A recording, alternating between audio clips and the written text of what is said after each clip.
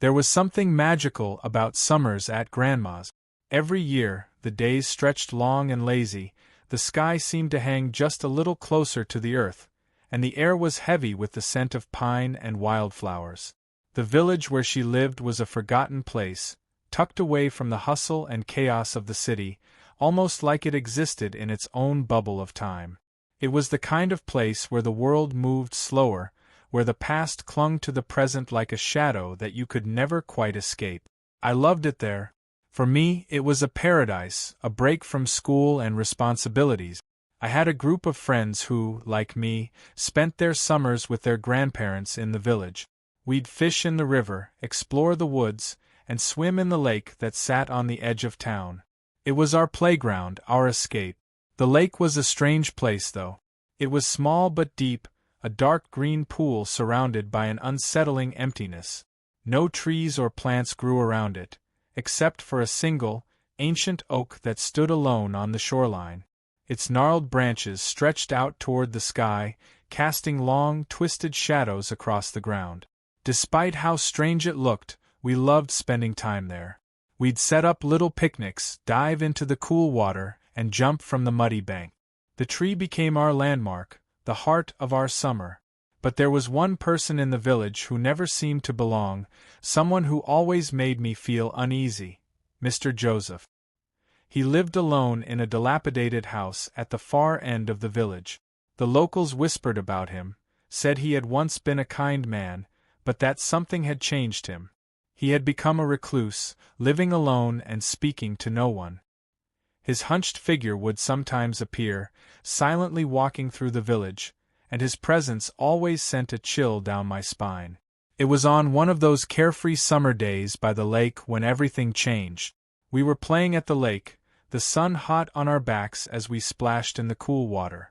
It was the kind of day that felt like it would last forever. I was with my friend Leo, who came to stay with his grandmother every summer like I did. We had just finished swimming and were lounging on the shore when we saw him, Mr. Joseph. He walked slowly along the path that circled the lake, his head bowed, his shoulders hunched as always. We watched him pass, not saying a word, but then he stopped. He stood there for a moment, as if sensing our presence, and turned to face us. His eyes were dark, hollow, like they had seen too much. He stared at us for what felt like an eternity before he finally spoke. His voice was rough, like he hadn't used it in a long time. "She likes you," he said, his voice barely more than a whisper. "She won't touch you." Leo and I froze, the carefree joy of the day evaporating in an instant. There was something in his tone, something sinister.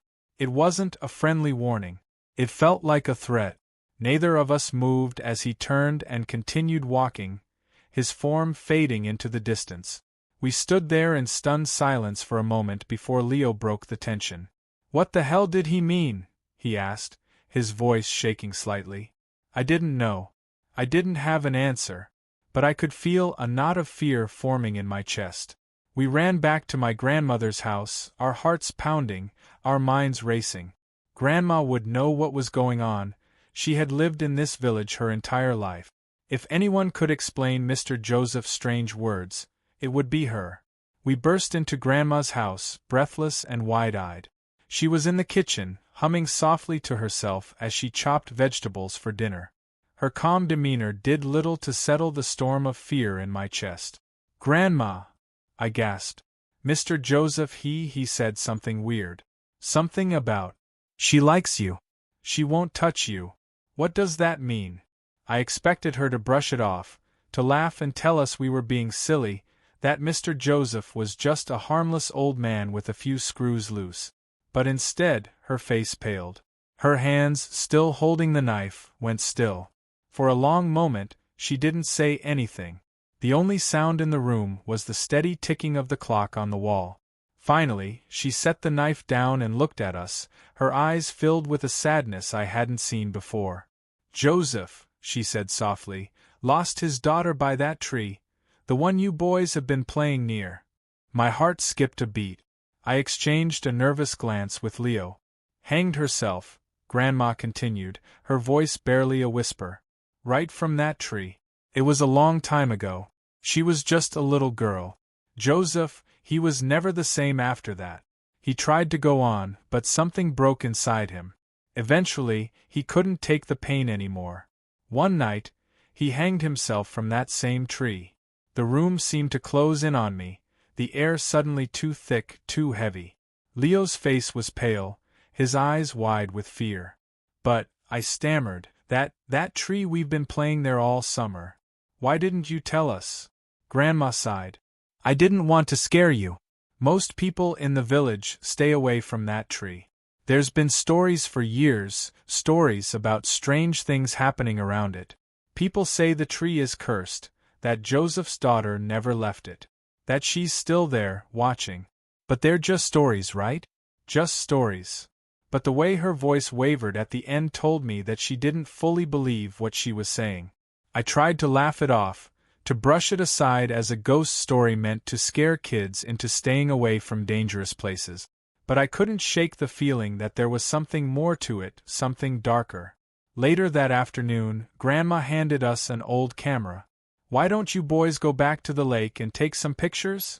She suggested, her tone lighter than it had been earlier. Get a few with that oak tree in the background. I didn't want to go back. I could tell Leo didn't either. But something in Grandma's eyes made me feel like we had to. Maybe she wanted us to confront whatever fear was growing inside us. We went back to the lake, the weight of Grandma's story hanging over us. The sun was starting to set, casting long shadows across the empty beach. The oak tree stood alone, its dark branches twisted and gnarled, reaching toward the sky like skeletal hands. We took a few pictures, our nerves on edge the entire time. Every time the camera clicked, I felt like something was watching us, like there were eyes hidden in the branches of that cursed tree. We didn't stay long. As soon as we had enough photos, we ran back to Grandma's house. My heart didn't stop pounding until we were safe inside. Later that evening, we sat at the table, looking through the pictures we had taken. At first, everything seemed normal, just shots of the lake, the tree, and the surrounding emptiness. But then we came to the last photo. My blood turned to ice. There, in the background, barely visible, was the faint outline of a girl hanging from the tree. Her body swayed slightly, as if moved by a breeze that didn't exist. Leo gasped, his hands shaking as he held the photo. What is that? I couldn't speak. I couldn't breathe. All I could do was stare at the image, at the ghostly figure of the girl, her face hidden in shadow. Grandma's voice echoed in my mind. She likes you. She won't touch you. After that day, things started to change. The carefree joy of the summer was gone, replaced by a constant sense of dread. At first, it was small things, shadows flickering in the corner of my vision, a chill in the air whenever we walked by the lake. But soon, it became more than that. I started having nightmares. In them, I was back at the lake, standing under the oak tree.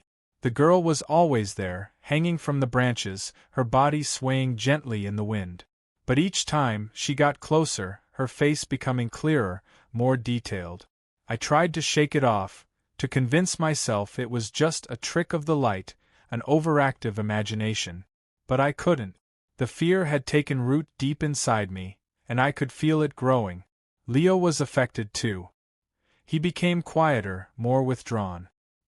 He stopped coming over to Grandma's as much, and when he did, he refused to go anywhere near the lake. One night, Leo and I were sitting in Grandma's living room, nervously flipping through the channels on her old TV, though neither of us were really watching. The lake, the tree, and that haunting photograph lingered on my mind, gnawing away at my sense of peace. I could tell by the way Leo was jittery, constantly glancing out the window toward the darkened world beyond, that he felt it too. Then, out of nowhere, the TV flickered. The signal cut in and out, buzzing static across the screen. At first, I thought it was just a technical glitch. Grandma's house was old, and the wiring probably hadn't been updated since she moved in. But when the screen briefly cleared, an image flashed across it that made my blood run cold. It was the lake. The screen distorted again, but I saw it, clear as day, the oak tree standing alone in the shot, its dark branches reaching like claws toward the sky. And hanging from the tree, just as in the photograph, was the figure of the girl. But this time, she wasn't swaying or distant. Her head was turned. Her face was looking straight at us. The TV sputtered, and the image vanished. We sat frozen, the hum of the now empty static filling the room like a scream. Leo was the first to break the silence, his voice barely above a whisper. "Did you see that?" I nodded, my heart pounding in my chest. I could feel the weight of something sinister pressing down on the room, as if the air itself had thickened with a presence we couldn't see. Before either of us could say anything more, the front door creaked open. Grandma walked in, holding a basket of laundry, and the tension in the room seemed to break. She looked at us, her face soft but concerned. "Why are you boys so pale?" she asked, setting the basket down on the table. I wanted to tell her. I wanted to show her the photograph again, and tell her about the image on the TV. But something inside me held back. I didn't want to worry her, not with what was happening to Leo and me. She had already told us about Joseph's daughter, and now? This felt like something we had to figure out on our own. Instead, I muttered something about being tired and suggested to Leo that we go to bed. He agreed too quickly, and we both hurried upstairs to the small bedroom where we stayed during the summer. But sleep didn't come easily that night. I lay there, staring at the ceiling, every creak and groan of the old house making me jump. Every time I closed my eyes, I saw the tree. I saw the girl, and I heard something. It was faint at first, barely a sound at all, but soon it grew louder. It was a whisper, a soft, distant voice calling my name. The whispers grew louder over the next few days, but I kept them to myself. How could I explain what was happening? Leo didn't talk much about the lake anymore. He seemed even more distant, like he was carrying his own secret, but we both knew something had changed after that day with Mr. Joseph's cryptic warning. One night, I woke up suddenly, drenched in cold sweat. The room was pitch dark, the only sound the rhythmic breathing of Leo asleep in the other bed. But there was something else, a presence, a sensation that someone, or something, was standing at the foot of my bed. I froze, every instinct screaming at me not to look, to keep my eyes closed, to stay perfectly still. But I couldn't. Slowly, I opened my eyes and turned my head toward the door. And there, just barely visible in the darkness, was a shadow, a figure. It was standing still, unmoving, watching. I couldn't make out the details, but I knew. I knew who it was. It was the girl. Her silhouette lingered there for a few moments, the tension thick in the room, before she began to move. She turned and glided silently out of the room, leaving the door slightly ajar. I lay there, frozen in fear, my breath coming in shallow, ragged gasps. I knew what I had to do. Slowly, I got up, my feet like lead, and followed the shadow out of the room. The hallway was empty, the air colder than it should have been. My steps were slow, hesitant, as I made my way down the stairs and toward the front door. It was wide open, creaking in the night breeze. And then I heard it, the whisper. A voice, soft and distant, calling my name from outside. It came from the direction of the lake. Against every instinct, I stepped outside, my heart pounding in my chest. The night was eerily still, the village asleep around me. The path to the lake stretched out before me, illuminated only by the faint glow of the moon. I walked toward it, the whisper growing louder with every step. When I arrived at the lake, the sight of the tree sent a shiver down my spine. The gnarled branches twisted like skeletal fingers against the night sky, casting long shadows across the empty shore. But there was something different about the tree now, something darker. And then I saw her. The girl was standing beneath the oak, her back turned to me, her long, dark hair swaying slightly in the breeze. She didn't move. She just stood there, as if waiting. I wanted to run, to turn and bolt back to the safety of Grandma's house, but my feet were rooted to the ground. I couldn't move. The whispering grew louder, filling my head with 1,000 voices, all speaking at once, calling my name, telling me things I didn't understand. I took a step forward, my body moving on its own, drawn to the girl like a moth to a flame. Suddenly, her head snapped around. Her face, God, her face, wasn't human. It was twisted, stretched, her mouth hanging open in an unnatural, permanent scream. Her eyes were dark, hollow voids, like two empty pits of nothingness that sucked the light out of the world around them. I stumbled backward, my breath coming in gasps, my body trembling with terror. The whispering was louder now, deafening, consuming every thought in my mind. The girl took a step toward me, her twisted limbs moving in jerky, unnatural movements. And then, I heard another voice, clearer, stronger. It cut through the whispers, breaking their hold on me. "Run," the voice said. It was Mr. Joseph. I turned, stumbling back toward the village, my feet pounding against the dirt path as I ran. The whispering began to fade, and the night air seemed to grow warmer as I left the lake behind. When I reached the village, I saw him, Mr. Joseph. He was standing near the edge of the path, his hunched figure illuminated by the dim light from the street lamp. "You shouldn't have gone there," he said, his voice low and gravelly. "She doesn't like it when you get too close." I stopped, gasping for breath, my heart still racing. Who is she?" I asked, my voice trembling. Mr. Joseph looked at me, his eyes dark and haunted. "My daughter," he said simply. "Her name was Clara. She was only 7 when she died. Hanged herself on that cursed tree. But she didn't leave." His voice cracked, and for the first time, I saw something in his eyes other than fear. Regret. Guilt. "I tried to bring her back," he said. "After she died, I couldn't let her go. I did things, dark things. I called out to her spirit, begged her to come back. And she did. But it wasn't her. Not really. She's something else now. A shadow. A curse." He paused, his eyes narrowing. "She likes you," he said. "That's why she won't hurt you. But if you keep going back to that tree, she'll change her mind." I didn't know what to say. My mind was spinning with everything Mr. Joseph had just told me. A curse? His daughter's spirit? The girl by the tree, she wasn't just a ghost. She was something darker. Something twisted. "I need to stop her," I said, my voice barely more than a whisper. Mr. Joseph shook his head. "It's too late for that," he said. "Once she's taken hold of something, it's hers. That tree, that lake, she's bound to it. There's no getting rid of her." I felt a cold dread wash over me. "But there has to be a way," I insisted. "There has to be something we can do." Mr. Joseph was silent for a long time. Finally, he sighed. "There's one way," he said quietly. "But it's dangerous. If it doesn't work, she'll kill you." I swallowed hard, fear gripping my chest. "What is it?" "You have to confront her," he said. "Under the tree. You have to tell her to let go. To let go of me. To let go of this place. But she won't listen easily. You have to be strong." The gravity of Mr. Joseph's words settled into my bones like a winter chill. Confront Clara?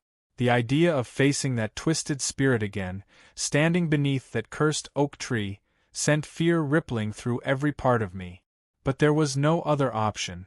This wasn't just a summer ghost story anymore, it was real, and it was dangerous. I wasn't just terrified for myself. I was terrified for Leo, for Grandma, for anyone who came too close to the tree. If Clara was tied to that place, she could claim more than just a patch of cursed ground. I had already seen what she was capable of, her dark eyes, her twisted body, and I knew she wouldn't stop. She would continue to haunt, to linger, unless I did something. Mr. Joseph stood there, his eyes weary but resolute. "If you're really going to do this," he said, his voice low, "then you'll need to understand what she's become. This isn't my Clara anymore. She's something far darker. She's taken a part of me with her. What's left of her is bound to that tree, bound to the hate and loneliness she felt when she did what she did." He paused, his voice cracking with emotion. "I loved her, but my love kept her here. I called her back, not understanding what that would mean. I didn't know it would turn her into this. Can we really make her go?" I asked, my voice barely above a whisper. I could feel my heart pounding in my chest.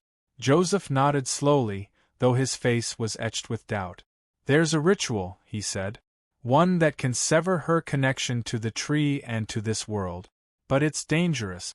If you lose focus for even a second, if you let fear take over, she'll consume you. Just like she consumed me. The next morning, I told Leo what had happened, about the encounter with Mr. Joseph and his warning about Clara.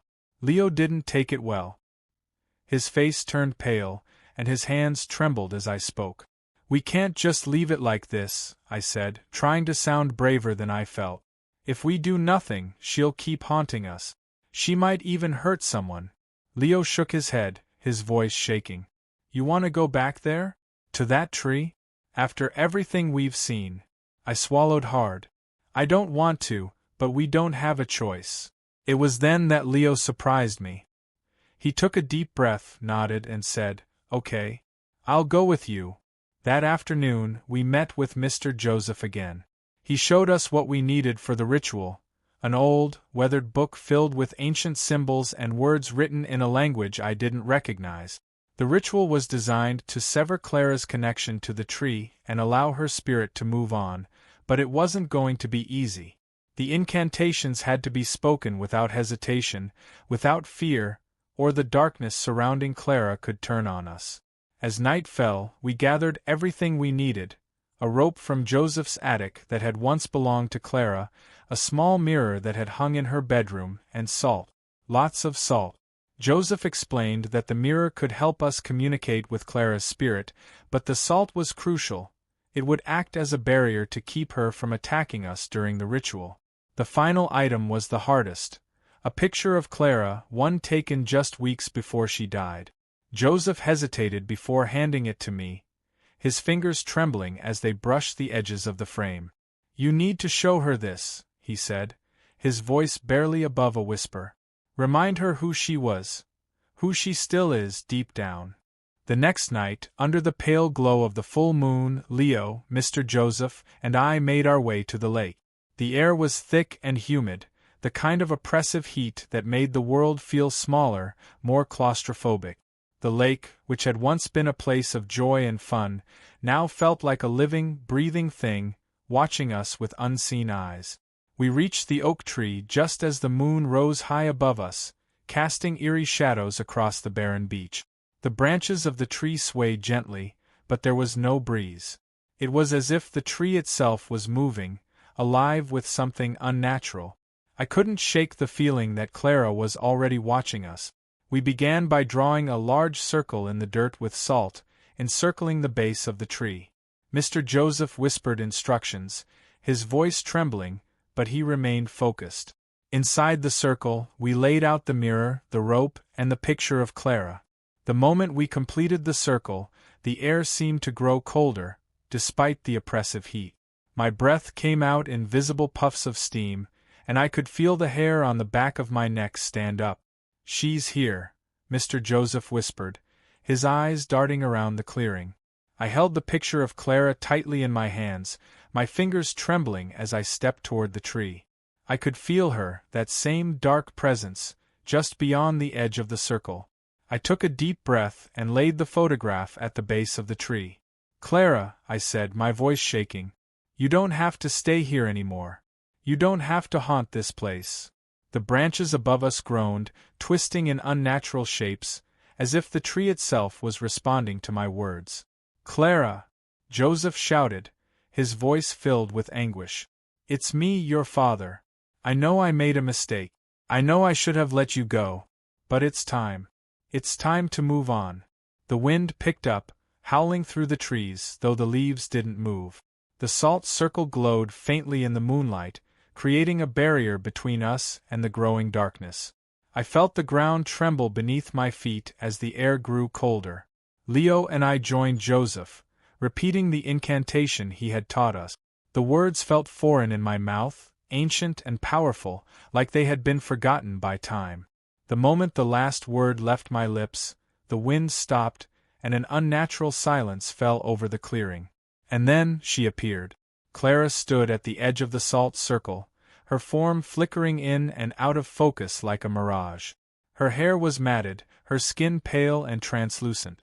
Her eyes, those dark, hollow eyes, locked onto us, filled with a bottomless rage that made my blood run cold. Her mouth opened, but no sound came out. Instead, the air around us seemed to vibrate with a low, guttural hum, a sound that was more felt than heard.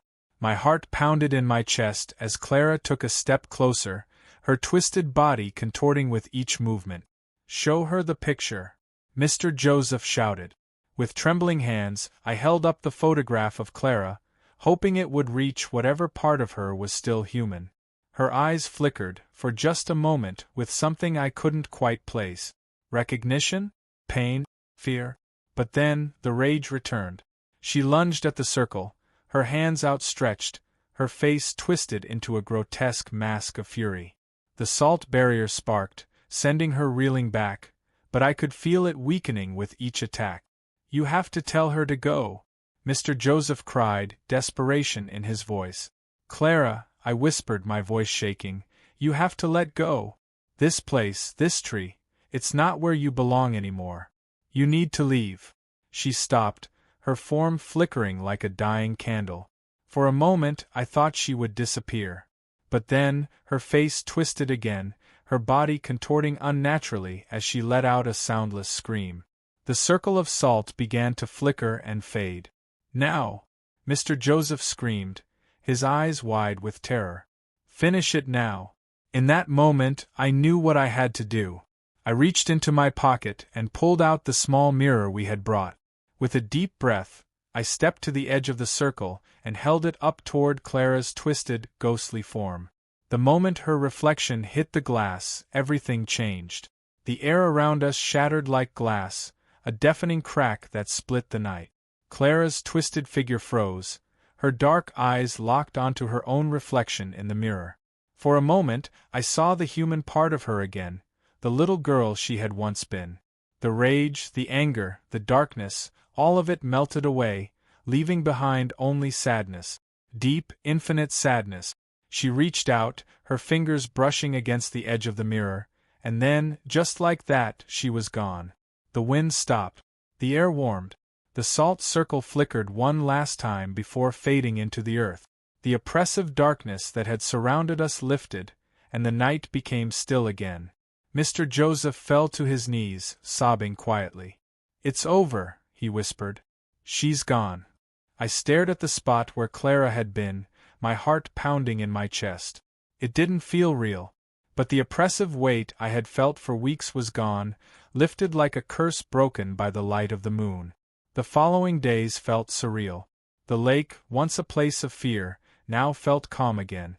The oak tree remained, but its dark presence was gone. Clara had finally been freed. Leo and I stayed the rest of the summer with Grandma, but we never returned to the lake. Mr. Joseph moved away shortly after that night. He didn't say where he was going, but I had a feeling it was somewhere far away, somewhere where he could finally find peace. As for me, I couldn't forget Clara. She lingered in my mind, not as the twisted figure I had seen that night, but as the little girl who had once played beneath the branches of that oak tree. The past, I learned, has a way of clinging to places, of leaving marks that can't be seen with the naked eye. But sometimes, if you're brave enough, you can confront it. You can break its hold. And sometimes that's enough.